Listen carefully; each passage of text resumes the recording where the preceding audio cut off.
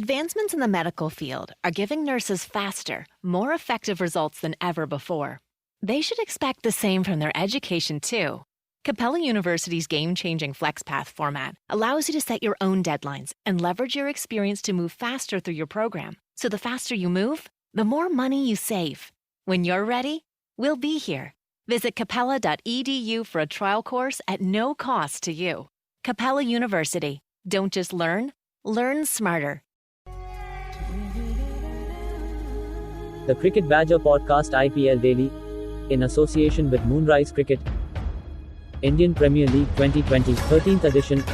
Every day, every game, every spill, every thrill, every triumph, all the way to the IPL trophy.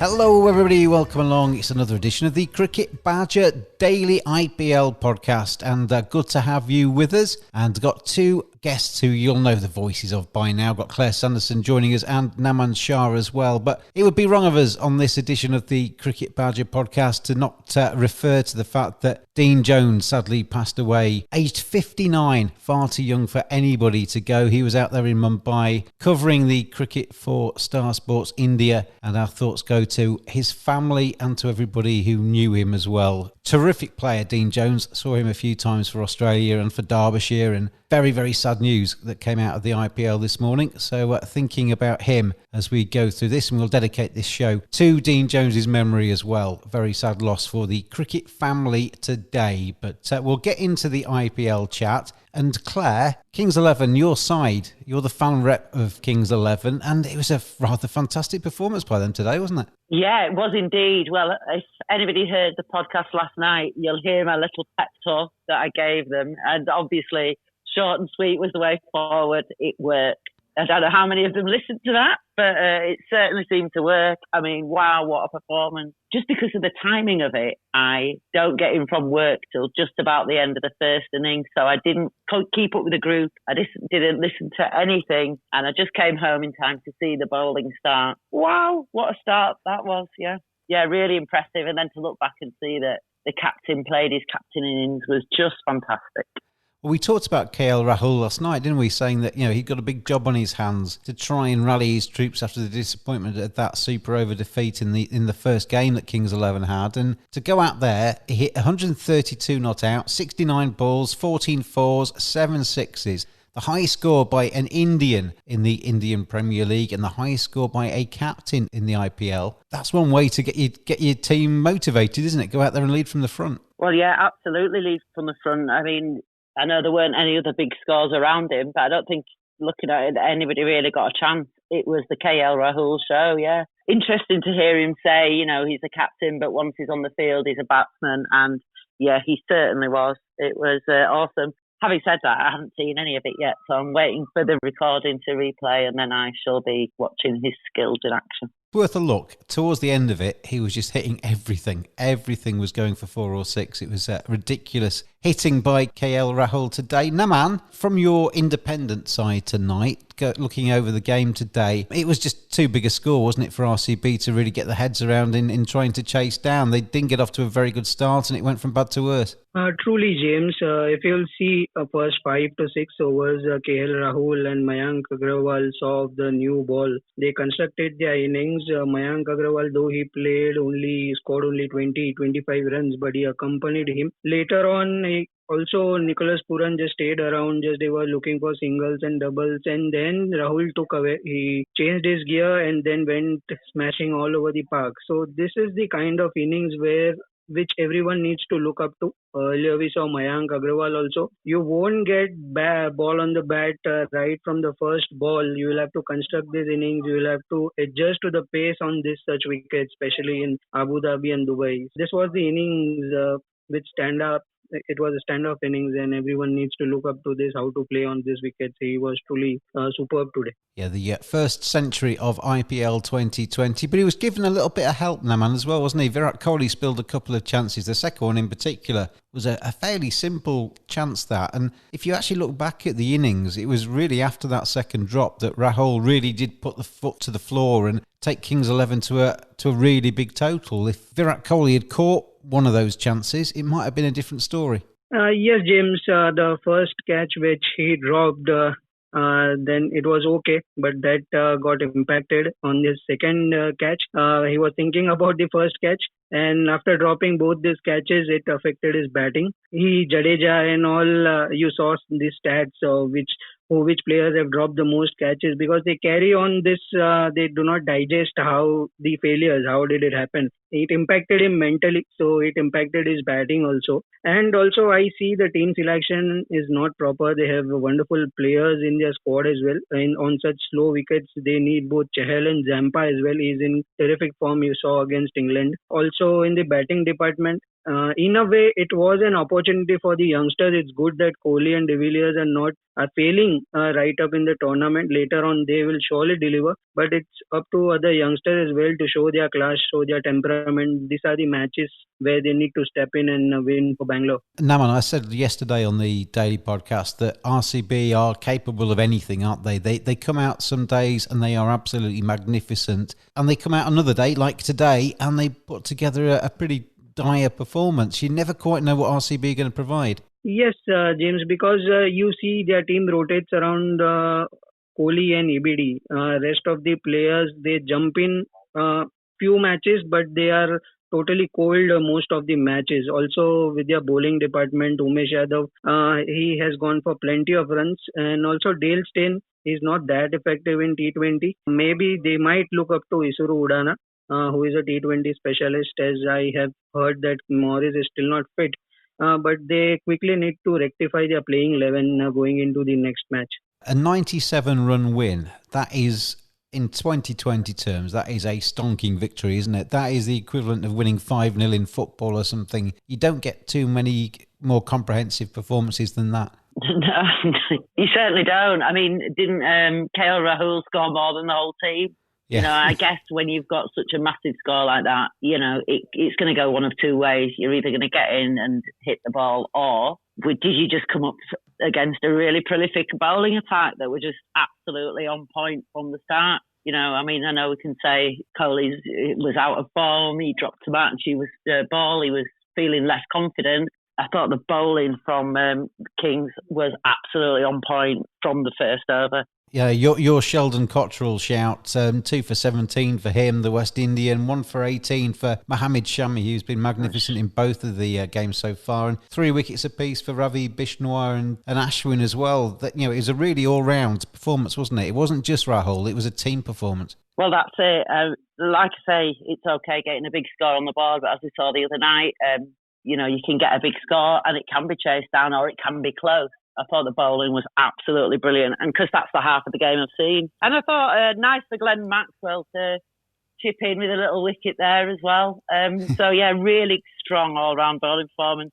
Good catching. I thought they were good in the field. So yeah, I guess when you come up against a team who are performing like that, then inevitably things aren't going to go your way. Looking ahead, Claire, you're obviously the Kings XI representative on this podcast. You win by 94 runs. We all know that tournament cricket, T20 in particular, it's all about momentum and confidence, and you can start to string some wins together off the back of good results like that, can't you? That'll be the hope for Kings XI now. Well, absolutely. But as I think we've already mentioned, Kings XI are notorious for starting really well. I mean, technically they've won 2 out of 2, but I'll let that one go. I thought you'd mention that at some stage. Well, I had to get it in. But yeah, starting off the competition really strongly. So I guess it's a case of keeping that momentum going, you know, putting the strong performances in, not resting on your laurels, if you like. You know, not every game is going to be that sort of easy, for want of a better term. But yeah, they've just got to keep that momentum going. And Naman, how do you see these two sides from an independent perspective? Kings 11 obviously played very nicely today. RCB didn't. Do you see either of these two sides really tackling the playoffs and getting a long way in this tournament? Yes, to be honest, James, I too am backing Punjab to come big in this tournament. I am thinking about this team since long. Still, Chris Gale and Mujib ur Rahman have not stepped in, and this is the kind of performance they are throwing. So this team is really going to be dangerous for the others to look up to. RCB are going to struggle because other players apart from Kohli and De Villiers are still have to show their performance. Padikkal, yes, he fired in the first match, but Finch and below ABD, Dubey, Washington Sundar, yes, they are all-rounders, but they'll have to spend some time on the crease. They'll have to rotate singles and doubles and show their temperament, their class, that they are made up for this level of cricket. So quickly they need to rectify their 11. But Punjab, they are really strong side. They lost by in the super over in the first match, and again I'll repeat that still Chris Gale has to pitch in. Just imagine he replacing Puran and Mujib coming in. This is going to be a really dangerous side to face ahead. Look at the universe boss. I've just watched him sitting on the balcony so far. He was yawning today, obviously getting behind his side. Standing ovation for KL Rahul when he walked off the track. But I mean, a lot of us who just love cricket and want to see the stars play want to see Chris Gale out there. Absolutely, and I totally feel that he'll be in for next game, especially they are playing in Sharjah, their next game in Sharjah. The pitch is really going to suit Chris Gale, and I am expecting another century from Punjabian in the next match. Yes, Chris Gale will soon. Today also Rahul mentioned that he'll be in the team at the right time, and also seeing him and Maxwell in the same team is another feeling altogether. So this is going to be real fun, and Punjab, I'm really looking forward to see them in the finals. Clay, you gave your motivational chat last night. I'm going to let you pick the team now. Are you going to bring Chris Gale in for the next game? Yeah, like the man says, next game at Sharjah, I think that'll really suit him. So, yeah, I'm bringing him in for sure. And I think, maybe like Nick Purran might have to miss out to allow room for Chris Gale, but I'm sure he'll step aside for the boss. I'm sure he won't mind. Fellow countryman, But yeah, really looking forward to that one. I'm sure he will mind, but he could probably understand it. And Anil Kumble will be probably naming you as part of his coaching team very shortly. You're going out to Abu Dhabi as well, aren't you, at some stage? So you could find yourself in a Kings 11 tracksuit. Well, a Kings 11 tracksuit. My Kings 11 T-shirt and cap I've won today. And I've kept the lucky cap on. Ever since I tried it on, I'm a little bit superstitious. So I thought, well, I'm not going to take that off now until the end of the match. And whether it was superstition or just class by the team, it seemed to do its trick. I'll take that one as well. Want to get your game the very best it can be? The future of coaching. Talk to a pro. 30-minute video conversation. Video analysis from players at the top of their game. Video shout-outs. Get a personalised message from a pro. Great for birthdays, congratulations messages, a prank, or a simple hello. Visit moonrisesports.com or go to Moonrise Sports on Facebook, Instagram and Twitter. Moonrise Cricket. Let's play.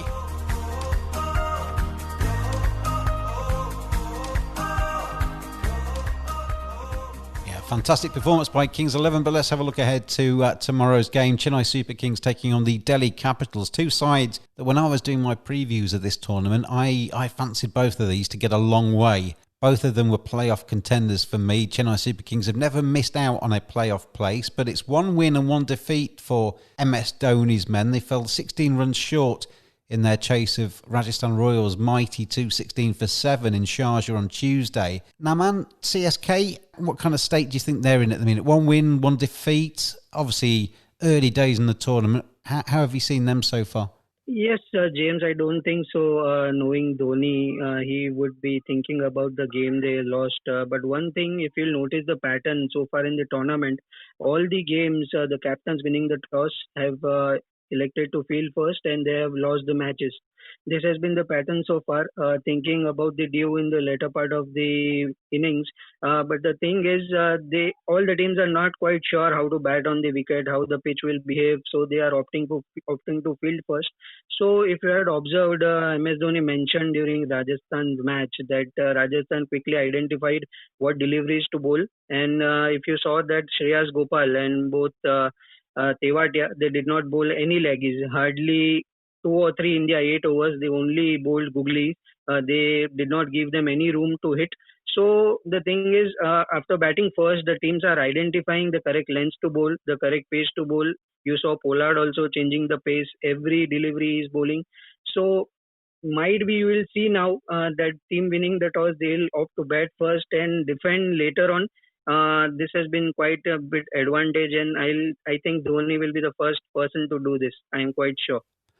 It surprises me, that tactic that they've used so far, because I went through some of the T20 internationals that had been played in the UAE, and it was obvious from the stats that chasing on those surfaces isn't the easiest thing in the world to do. Of course, the ground staff have worked very, very hard, and they've made the pitches as decent for batting as they can do in these early stages. But I think as we go through the rest of the tournament now, man, chasing's going to get harder and harder. Yes, James, that is why it is no point to save your best players till the end. Say 16th or 15th over, you saw in KKR's match, they made Morgan and Russell both wait till the end. Also, Pollard and all are coming in the 16th and 17th over. They are facing, they are not able to hit the ball right away. So they'll have to come in early, maybe after 10, in between 10 to 12th over. They'll have to get used to the pace if they want to deliver their best innings between 15 to 20th over. So yes, chasing will be getting difficult, and that is the reason Mujibs and Tahir are waiting for the best part of the tournament. They will be needing when the pitches are going to get slow. That is why they need to bat well right now. Make the most use of it of the pitches right now. Yes, I was surprised the way pitches behaved today as well and yesterday compared to the earlier games. Ball was coming nicely onto the bat. Compared to the earlier matches, but yes, the later on in the later part of the tournament, pitches are going to get really slow. Clare, CSK, you can never take them lightly, can you? Their record in the IPL is excellent, only second behind Mumbai Indians. But Faf du Plessis, he's been important to them so far, hasn't he? 250s for the South African, 72 of 37 balls in their last game. He seems to be the man that CSK are trying to bat around, and he's going to be important to them as they go through the rest of the IPL.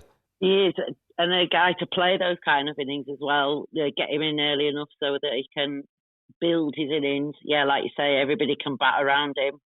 I thought Dhoni came in for quite a lot of criticism when I was watching it the other day, you know, but he's been out of the game a long time, and I think that, you know, those few runs that he scored at the end, albeit in vain, will have given him the confidence to maybe bring himself in a little bit earlier. I can see him and du Plessis batting together maybe a bit earlier in the innings might be more impactful. Yeah, it's just a little bit, it was too little too late, wasn't it? The pressure was off Dhoni when he hit those sixes, and Faf du Plessis took a while to get going until he sort of freed his arms, and you wondered if CSK could have got a little bit closer had they just launched their attack a bit sooner. Well, yeah, but I mean, I think, doesn't Dhoni notoriously say it takes him 13 balls to play himself in, and after the 13 balls, he was in. I mean, I saw one ball land in a restaurant across the road out of the stadium kind of thing. So maybe that'll just give him the confidence to maybe go a bit sooner. Yeah, be a bit more committed and, help his team out a bit more. But, I mean, his captaincy keeps him in his place, doesn't it? You know. If you're sitting in a restaurant and a ball hit by MS Dhoni lands on your table, you're going to keep that, aren't you? You're going to keep that for memorabilia. Oh, absolutely. I'd fight for it. Yeah, it's getting a regular theme with the podcast when you're on, talking about fighting, isn't it? I don't actually mean it, but I think I might, maybe I'd flutter my eyelashes and try and use my womanly charm. So I think I saw that first. Thank you. Delhi Capitals, Clare, the team that robbed your team, Kings XI Punjab, in the opening game between the two sides. They're a good side, though, aren't they? You look through their ranks, they've got plenty of decent players. Sherasaya, the youngest captain in the tournament, is a very impressive individual. Their top order didn't fire though, against Kings XI. Mohamed Shami sorted that, but they've got plenty of firepower. They're going to bounce back, aren't they? There's a lot of this tournament left to play, and we haven't seen the best of Delhi Capitals yet. Yeah, when you jot down the sort of firepower they've got, the batting power, Shreyas Iyer, as we all know, can perform. Rishabh Pant, really strong up front. And then, Ruhani, Shikhar Dhawan, Shimron Hetmeyer. There's a lot of firepower there. And not to forget, Marcus Stoinis. I couldn't think of his name last night, but I've got it on the tip of my tongue tonight. That leftover from him kind of thing. So they're strong throughout. And the bowling lineup's pretty impressive too. As we saw Rabada the other night, Mohit Sharma, the list kind of goes on. CSK, though, Naman, they lead the head-to-head between these two sides by 15 games to 6 in the IPL. Of the most recent 13 games, CSK are leading 13-2. CSK have enjoyed this fixture. They've got a good record against most sides, to be fair, but Delhi Capitals are a side that they've got used to beating. Yes, James. Also, if you'll see the wickets we are seeing in this part of the South Gulf side, you're saying they are a bit on the slower side. So Chennai Super Kings are really going to love batting, bowling on this, playing on such wickets. Whereas Delhi is concerned, I feel they are still not playing their best 11. Also promoting Hetmeyer, playing him one down. I do not see him playing there. Maybe he could come after Stoinis or before Stoinis, or maybe play Ajinkya Rahane and get Sandeep Lamichhane in. I also know that you love Sandeep Lamichhane a lot. I see him playing in the 11 as soon as possible. Yes, Dhoni, I feel he has an upper hand tomorrow as well. They'll make few changes. I see Piyush Chawla not playing tomorrow. Ambati Raidu I saw is injured, also Bravo. So they might think of bringing in Shardul Thakur or maybe Karan Sharma, one more spinner. Murali Vijay is the Badges player to watch, though, in this game. He's the third highest scorer in the clash between these two sides. 336 runs for him. He's the only man to get 100 as well in the encounters that they've played before. It's amazing, actually, sometimes when you look at players' records, how often they perform against the same teams. They have good memories, and I think Murali Vijay is a man to watch opening the innings in the fixture tomorrow. Let's finish off, though, where we started, really. Dean Jones, Clare, terrific player, terrific pundit, great broadcaster. It's really sad news today, isn't it, what's come out of Mumbai? Yeah, sad and shocking. I guess for anybody to pass so young is shocking. I mean, a big player, really big feature in a big Australian side. And the outpouring, I think, from the cricket community. I've seen, a couple of things that Viv Richards has said, and it brought a tear to my eye, I have to say. A lot of love for the guy, yeah. What a shame. Yeah, condolences to his family and his cricketing buddies at times. It's one of those things, isn't it? When somebody dies, nobody ever says a bad thing. But you get the impression today that all of the glittering sort of tributes that have been paid by, as you say, pretty much everybody in the cricketing world, they mean every word of it, don't they? Dean Jones was much loved by people and is going to be sadly missed, Naman. Absolutely, James. 2020 is, you see a light of hope and suddenly you hear such news. So it's not getting any better. Obviously, a huge loss for cricket, sad day for cricket. He was an astonishing commentator, huge part to play in Australian cricket as well. Yes, 2020 ain't getting any better. Condolences to his family. Absolutely. Yeah, Dean Jones, 59, far too young to go, and the cricket world will miss him. Clare and Naman, thank you very much indeed for joining me tonight. Cheers, James. Thanks for having me on. Thank you, James. Thank you for having me. Thank you, Clare. And whoever you're supporting, get behind your side. Enjoy the IPL over the next few days. We'll be back with you every single day on the Cricket Badger IPL Daily. We'll see you then.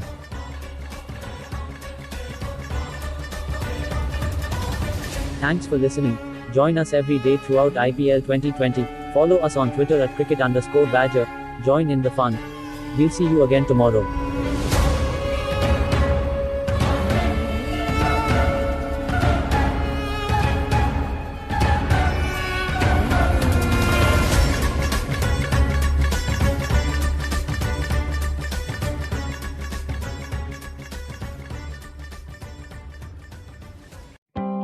Someone you know has probably experienced cancer, a heart attack, or stroke. The odds of experiencing one of these are high, which could result in bills for thousands of dollars in out-of-pocket expenses. How would you pay for it? With your savings? There is another option.